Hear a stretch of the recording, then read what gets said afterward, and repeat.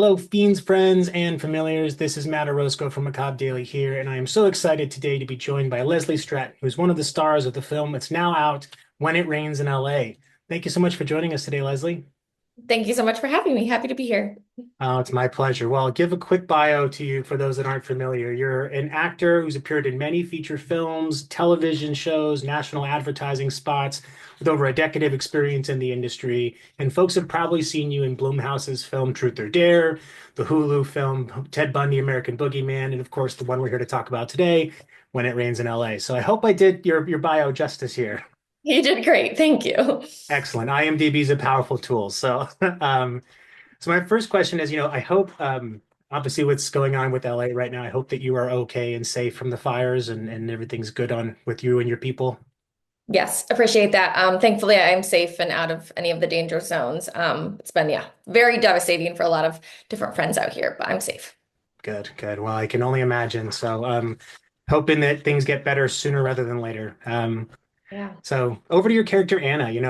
How would you describe Anna for folks that haven't seen the film yet, as far as, her characterization and how you play her in the film? Sure. So, When It Rains in LA is this fun, suspenseful thriller, and it's quite the journey. So, Anna, she's introduced first, and you really don't know who this character is. You kind of see her lurking in the corners. I'm on an airplane, peeking over a chair, and you're like, who is this? And I'm very intrigued in this about this group of friends. So, I'm following this group of friends through a nightclub. And for me, Anna was this character that I really got to dive into that is mysterious, but truly has a good heart as much as she's crazy in what she does, but she does what she has to do for the sake of her family. And Right. you are on this journey with her and you eventually realize why she does what she does, but it's really just because she loves hard and she loves deep. Yeah, I mean, it's a potent thing, caring for people. So, especially when it shows up in genre films like these, it often doesn't go the pedestrian way. Things get a little out of control, like much like they do in this one. So, Yes. you've played a variety of roles throughout your career, including quite a few in the horror and adjacent genres. However, you're usually kind of on the victim side. You're usually on the receiving end of some of this violence. So, how did it feel to kind of dip your toes into the other side of the roles? It was so fun. I've died over 10 times, I think, in feature films in every possible way. Decapitation, baseball hat to the head, or baseball bat, sorry. Just so many different ways. So this was the first time I got to really be the villain. And look, I don't agree with anything that Anna does, besides that she does love her family and she's doing it all because of that. But it was really, really fun to get to be, yeah, the more mysterious and dark side and not just the one being killed all the time. Yeah, it's nice to switch those roles around. And of course, acting isn't endorsement, right? So, Yeah. totally agree that your characterization of Anna is not something to be imitated so much as it is just a good performance to help really bring the character to life. And I'm curious to know, oftentimes, especially with kind of indie productions in particular, there's a lot of collaboration that happens in the moment. So I'm wondering how much of Anna's character was kind of scripted out for you versus how much you kind of brought your own ideas to the role when you were on set. I would say a lot of it, of course, was scripted out like any film, but I got to definitely do my take or my tone on most things. And I really got to play with my partner, Mike, in the film. He is my colleague in crime, and we have a ton of fun together. So we got to do different things of like how we wanted to wear this mask or this face paint. We played off of each other, improvising a lot, which was really, really fun. And then the last scene, the monologue that I have at the very end before things get really, really dicey for myself, um, I got to play on that. I kept to the script for the most part. I might have like changed it up just a touch, but I got to do my own tone and twist and evilness on that you definitely couldn't find written within the page of the script. So that was really fun. And I'm guessing kind of working with David Parks, there was a lot of kind of opportunities to be that to kind of bring that improvisation or bring your own flair to it. Yes. Oh, yeah, absolutely. Everyone on set was so like creative and fun, and you could bounce ideas off of each other. And yeah, our director was really awesome in that Oh, respect. excellent. Yeah, I mean, we hear so much about how, like, when we watch these movies, they seem so intense, but behind the scenes, as they're being made, they're heaps of fun. So I think that's something that folks don't always reconcile is that while what we're seeing is horrific, what was going on behind the scenes is often a little bit more fun than that, especially on the indie productions at least. Oh yeah, of course. Oh, and we had so much fun playing with. I mean, we did our own stunts. I'm grappling on the ground with Thomas, and we have this whole thing, and we're getting rain on us. And I remember one time, I was supposed to just like come up sneakily in like this one scene, and I was like, what if I jump up on there was like a porch around and like come up creepy on the side and then just jump up, and we had to figure out that and make sure, of course, that it's safe all the time. But it was fun. We got to play around with each other and how I would enter a scene. So that was cool. Oh, that's so much fun. Yeah, and I know I was reading, again, a bit about your background. You grew up in a small town in Ohio. I'm in Cleveland, Ohio, so I'm curious to know whereabouts. And do you miss the Ohio area, or are you firmly planted in Los Angeles now? Well, I'm an Ohio girl through and through to my core. So I grew up in a really small town in the northwest corner called Bryan, Ohio. Okay, The population's like 9,000, super wonderful small town. And I was there my whole life until I went to the University of Toledo for college. So my parents now live in Toledo. So oh, I'll nice. often mention Toledo and I cheered for UT. So go Rockets. Um, but yeah, so I've now been though in LA for 12 years. So LA has kind of become my new home. Of course, Ohio is always home. And I do miss the seasons of Ohio, but I Right. have to admit, I don't miss shoveling snow. And I think that I'll probably now forever be in LA. So, I spent yeah. 8 years in LA myself, and I definitely miss the kind of consistent 75 to 80 degrees year round as I Mhm. look out my window with snow that needs to be shoveled. So, Yeah. right there with you. Yeah.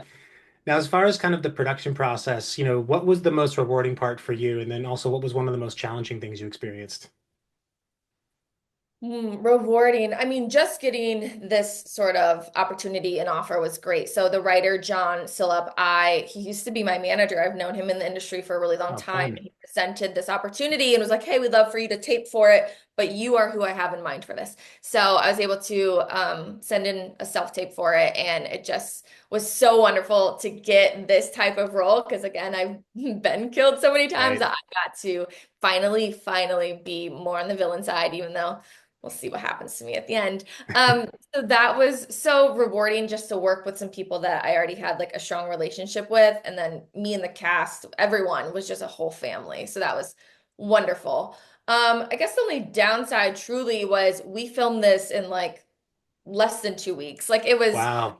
very short schedule. So it was long days, long hours, and we were cold because, of course, it's when it rains in LA. So we have many rain scenes, and there are cold water being shot at us at all times. I was freezing. I had black paint all over me, and I'm like shivering, in the corner when I'm not Oh. filming. So that was a little hard, and just yeah, a short schedule was not the most convenient, but we made it happen. Yeah, 2 minutes for a 90-minute feature is wild. That's usually you have a little bit more time than that. So it's impressive what you all were able to get done in such a short time frame, and as you think about other projects you're involved in, what else do you have coming out that folks can get excited about? Now you wrapped two productions, I think, last year. So what's coming out this year we can look forward to? Yeah, I had a fun heist movie with Antonio Banderas that came out in August. And then also a fun like dark comedy that came out in August called Running on Empty, which is a great one. Oh, But I do have a movie coming out finally this year, which I'm so excited about because it actually was supposed to come out during COVID and all of that happened and wow. it went out in international markets, but it's now finally coming domestically. It's Tommy Lee Jones, Robert De Niro, and Morgan Freeman called The Comeback Trail. Oh, And the fun. cast is stacked. It's incredible. I do have just like a short little blip in that movie, but it's a fun, hilarious comedy. So that should come out, I think, beginning of March, maybe I've heard, sometime this spring. Oh, excellent. And what an amazing opportunity to work with that, such such well-regarded names or well-known names rather. Can't speak to their characters. I don't know them personally, but I hope they're good people. So, They will um, so my know. last question for you, Leslie, is just kind of a fun one around, if you were asked to program a double feature screening, When It Rains in LA is one of those movies. What's another movie you'd like people to watch alongside it? Oh my goodness. Oh, I don't. This is on spot. I do not I have to think about it. Are we going in the same horror genre, or do they need a light and happy movie right after, you know? I don't, it could be anything. Like for some perspective, I'd had folks that have been like, "Oh, well, we have this movie with a really malevolent ghost, so we want to put it up with Casper because we feel like that'll kind of combat some of the audacious violence in the other movie." Whereas others have been like, "No, my inspiration was this movie, so I think it'd be really good to put it with this one." So I think it's more just whatever you think would be the most fun experience to watch it with. Oh my gosh. Okay, hold on. Let me think. Um, Dark, fun, suspense. I'm like the worst with movies off the top of my head. You know what? I'm just gonna say that you need to go. I'm sorry, I'm the worst with that. You need to go watch American Boogeyman right after you There we watch go. this with Ted Bundy because you can see me be a villain, and then you can go watch that and watch me, unfortunately, not be the villain. You can watch Ted Bundy be a villain, and that's on Hulu, and that is a fun, fun movie. So I'd say those two together, you'd be, I don't know, crawling in your seat the whole time for both of them. Lots of grisly true crime and some not true crime but true crime adjacent. And you're one of the few actors that can say that they have been at the disposal of two major serial killers on film. So um, you've Yeah. got that going. And Leslie, I just want to say this has been a wonderful conversation. I really appreciate you making the time to have it. And just to remind everybody watching this that you can watch When It Rains in LA now. You can get it on all your major VOD providers like Google Play, Apple TV, and Fandango at home. So please go and give it a rent, give it a look. And Leslie, thank you so much for taking your time today. Of course. Thank you so much. Thank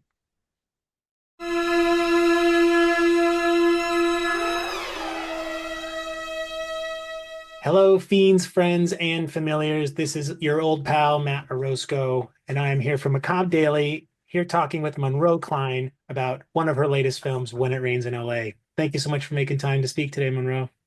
Hello, it's a pleasure. Nice to meet you, and yeah, excited to chat about it because it premieres today as well. So it's a day of When It Rains in LA. It is. It is. It's a serendipitous day. And just a quick background, for those that aren't familiar with you, you've been an actress and dancer. You play Sasha in When It Rains in LA. And I think a lot of our viewers will likely have seen you in your turns in American Horror Story, The Prom, but also one of our personal favorites, Malum. I think it was one of Oh, our favorite really? movies. Was it 2022 when it came out? Yes. Um, Or yeah, 20 we shot it in 2022. So 2023, I think. Yeah. Yes. Somewhere, Yes. I mean, but 2020 to now is like, just a muddled series Yeah, of you're events. right. You're right. Between the range of 2020 2024. Yeah. Yeah, it was a huge fan. Had a lot Oh, of conversation with Anthony de Blasi about it, and I love him. He's great. yeah, so you're in good company here. But I know we don't have all the time, so I'm going to dive right into some questions. The first one is, I know you're based in Los Angeles. Just hoping, is everything? Are you doing well? Are you doing okay? Staying safe? Yes, I'm safe, just day by day, keeping an eye on the radar. Yeah, luckily things are taking a turn for the better for the former two fires. Obviously, there's now another one, but Right. yeah, all eyes are on LA, and the way LA's come together is pretty awesome. It is.